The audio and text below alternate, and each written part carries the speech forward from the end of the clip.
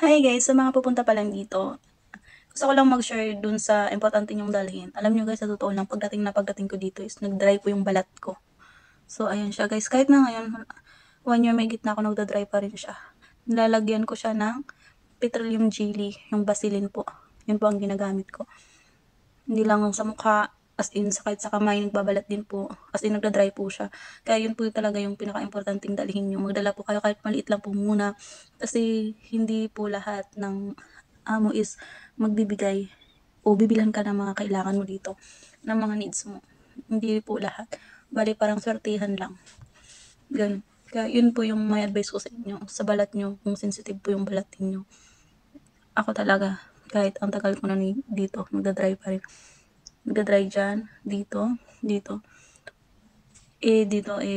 bawal ka rin araw-araw maligo. Kasi magagalit yung amo mo. Hindi naman lahat ng amo siguro. Pero ako kasi pinupuna talaga ako. So ako na yung mag-a-adjust. Hindi na ako mag-ano kasi mag-iinit yung ulo sa'yo. Kahit wala kang ginagawa. Diba? Kaya kung sensitive yung balat nyo kasi iba yung panahon dito eh. Iba yung klima dito sa klima natin dyan sa Pilipinas. Kung dito sa Middle East, kung sa Middle East ka pupunta, kailangan mo magbaon ng ganon. Tapos, magbaon ka na rin ng mga kahit sachet-sachet lang ng mga toothpaste, shampoo, at saka sabon. Ang importante yun.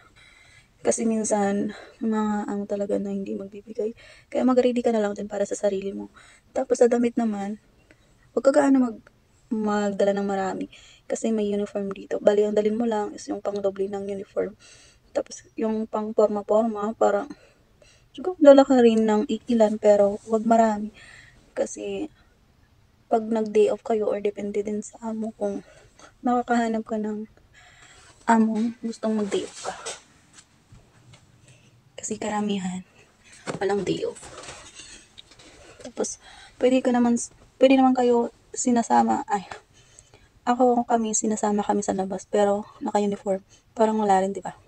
Kaya useless din yung puporma-porma ka. Tsaka bawal dito yung crop top, kaya huwag ka na magdala na ganun.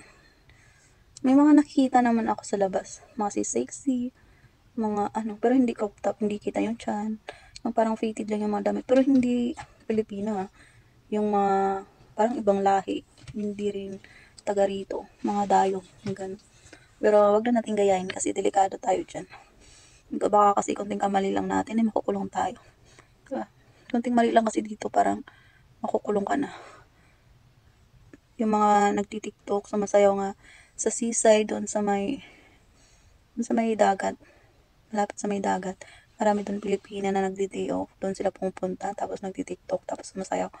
Alam nyo ba guys na pinipicturan mga yun, tapos sinisend sa pulis, tapos hinuhuli, tapos kukulong ka na. Alam nyo ba pag nakulong kayo dito, 1 year, 2 years, 3 years, sa atin pag hindi ganong malaki yung kasalanan mo, months lang ang ikukulong sa'yo, makukulong ka ng months lang. Pero pag dito guys, parang nakapatay ka na, ganun. Kaya mag-ingat po talaga tayo kasi hindi natin alam. Iwasan po yung mga ganong bagay. Yun lang po. Thank you.